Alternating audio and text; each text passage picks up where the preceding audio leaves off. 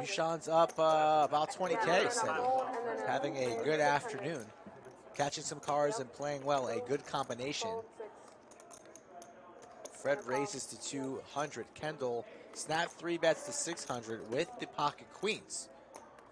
Call from Justin with a suited ace. That's going to invite Ryan into the pot going set money. Sandwich bet, Rick. What do you want? Queens or eights? I'll go with eights. The snowman. Yeah, I think you're trying to bet here.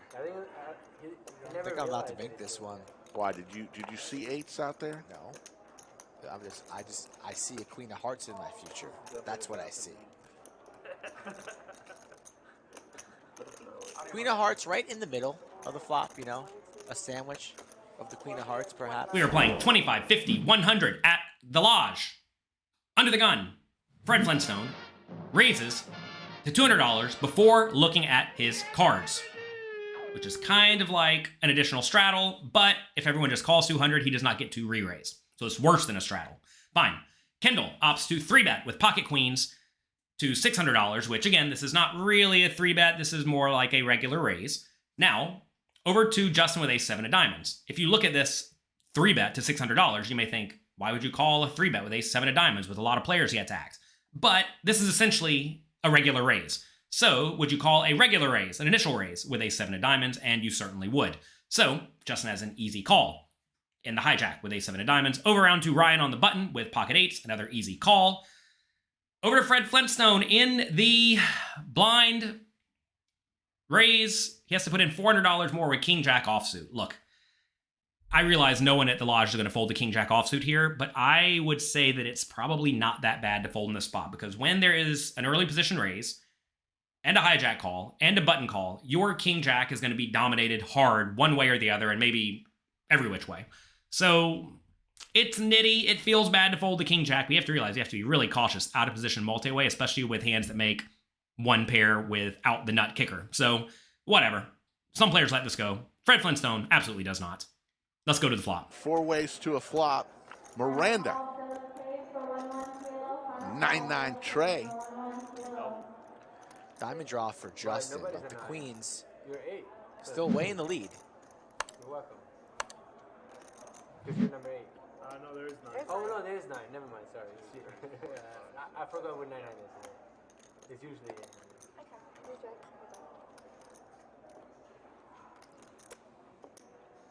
8. Kevin D, I do tend to pick the lower pair. Oh, thank you. I'll mix it up every now and then. We're doing the whole set, you know. 1250 it looks like is the bet from Justin. Sneaky check from Kendall. She's obviously never folding here. Puts the eights in a tough spot closing out the action. So what's Ryan going to do here? It's going to be interesting to see if Ryan ends up flatting what Kendall will do. He lets it go. Will Kendall just click the call button, or will she fire in a check raise? Unlikely that Justin has a 9 in his range here, but she's just going to call, it seems, carving out the calling chips.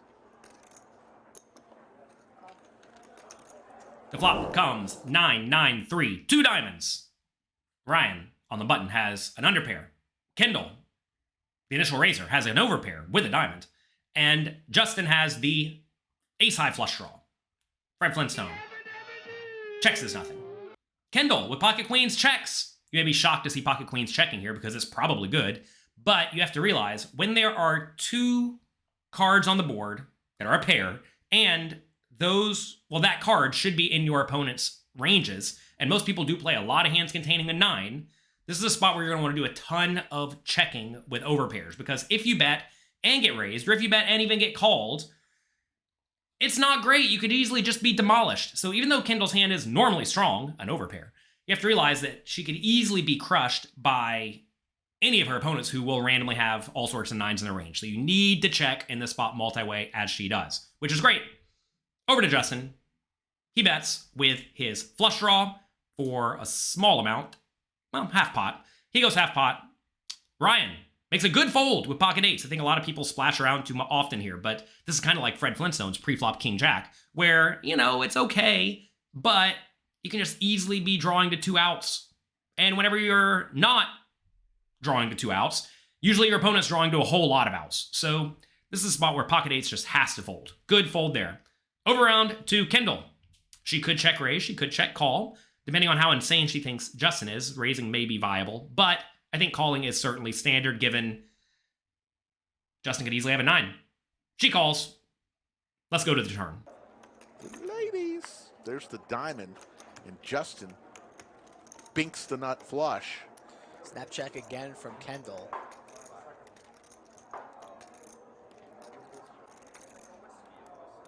What is Justin gonna make it? 27.5 effective.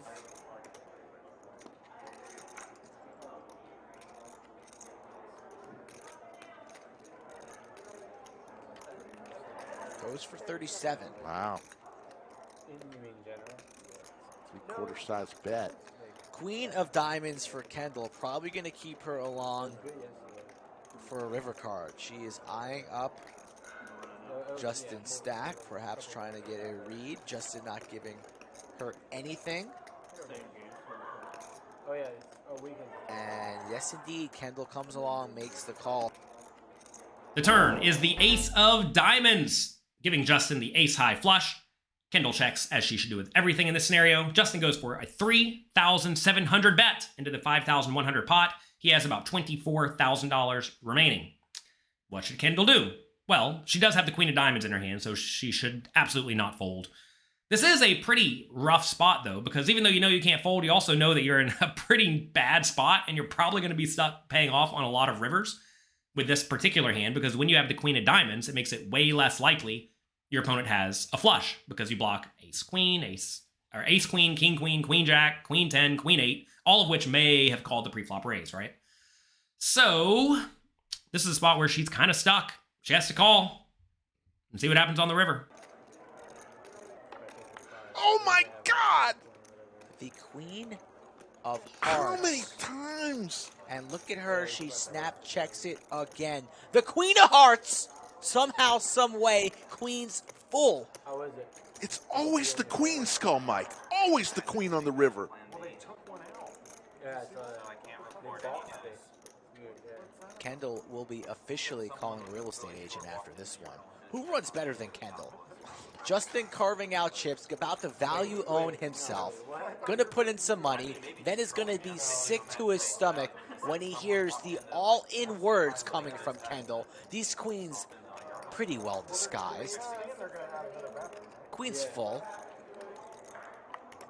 Row, row your boat painfully down that river if you are in Justin's shoes. Justin only with 17K behind. Let's go to Hollywood. She's from North Cal. We're going a little bit south. We're in Hollywood right now. Double checks the cards. It's still queen's full.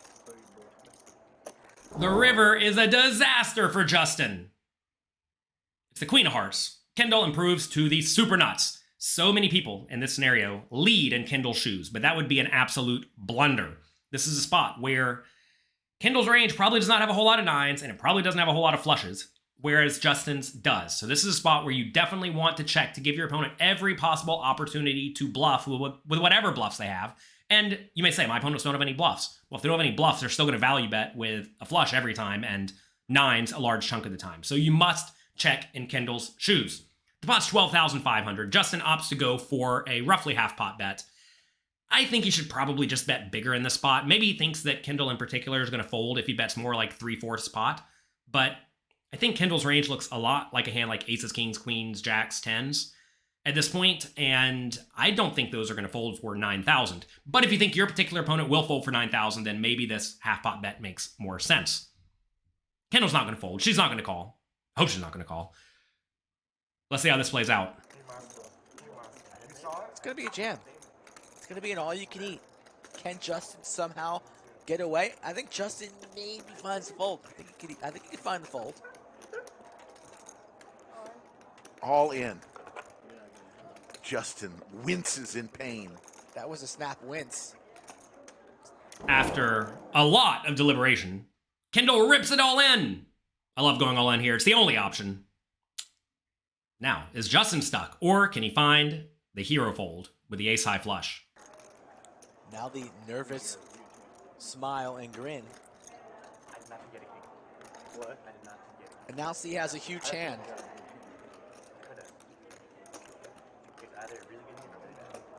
Ugh. like stone bluff me, or you gotta month? Yeah, I can. Justin reaching for a drink. Rightfully so. He's on an island right now. Looking to phone a friend. Just Justin and his thermos. 64.6.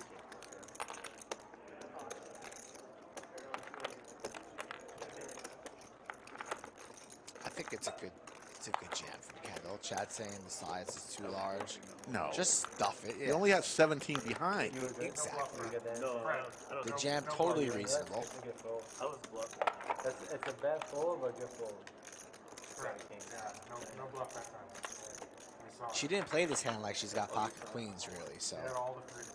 Perhaps you feel like you're up against threes full, deuces full, maybe like a king high flush, like a king queen of diamonds perhaps might somehow, some way lose their mind here. Unlikely. Look at Kendall just talking about a previous hand from... Ooh, be quiet. Kendall. Wow. That was, I don't think that was the best thing to do for Kendall. Playing card for the dealer? I'll see it in like 30 minutes. What do you think about that? I don't think that she should have started a conversation with other people while Justin was thinking about it. After a lot of thought, Justin somehow makes a very, very, very top level fold with the ace high flush. The question I have for you is, do you think that Kendall's table talk swayed Justin into folding? Take a second, think about it. Let me know in the comment section below. And also, when you are in Kendall's shoes, what do? Do you just sit there and stay quiet and do nothing? Do you feign weakness somehow? Do you talk to your opponents and the other people at the table? Or do you have some other trick? Take a second and let me know down there in the comment section. Go do it. I'm going to read them all. I think Kendall actually did a few things that would make most strong players think that she is heavily tilted towards value here. First, on the river, she checked. Justin bet. Kendall thought for a little bit, looked back at her cards. When someone looks back at their cards on the river, it's almost always because they cannot believe they have the super nuts. And I want to make it clear, maybe this is all just random stuff that Kendall happened to do. I'm just observing this situation, discussing it so that we can all learn and improve together. When people look back at their cards, it's very rarely with the idea to see, all right, I'm going to look at my cards and see if I have a good hand to bluff all in with. They don't do that. They usually do that with the nuts because they can't believe they actually have the queens here. Okay, fine. Next. She took a long time before raising. Most people, when they go for bluff raises on rivers, they do not want their opponent sitting there staring at them for 3 minutes, however long it was, before they put in the raise. Because that just lets you sit there under an immense amount of pressure. When you have the nuts, you don't really care. But when you are bluffing, usually people bluff a little bit faster. Okay? Fine. After she put in the money, I thought she was doing a good job of being pretty stoic. But then, she decided to start talking to people at the table. Almost no one, when they are running a giant bluff, is just going to break their poker face and start chatting with the other players at the table nicely and casually. That's something that most people cannot do. Funny enough, I know you all typed your tricks in the comment section below. That's one of my favorite tricks. I love running a big bluff, and then after like 30 seconds of being stoic, getting bored of it, and then just like turning around and eating my food or talking to the player next to me about whatever they're talking about or whatever they're doing. That gets folded so often. Don't tell anyone this though, it's a secret. So anyway, Kendall did all that. I think most people are going to put those three things together as, oh my gosh, this is obviously strong. And if it's obviously strong, the next question becomes, will she overvalue a king high flush or a weaker flush? And I think the answer to that's absolutely not. So given all of that, I think this is just a fold with the ace-7 suited. It's unfortunate. It is what it is, but sometimes you're beat and you got to let it go. And good job to Justin for letting it go this time. That's me for today. I hope you enjoyed today's video. If you did, click the like and subscribe button down below. Please go do it. Also, if you want to learn more about tells, I have a video lined up for you next where Alex Fitzgerald's going to be going through lots of secrets pertaining to live tells that he uses to crush his opponents. Check it out. Good luck, have fun, and I'll talk to all of you next time.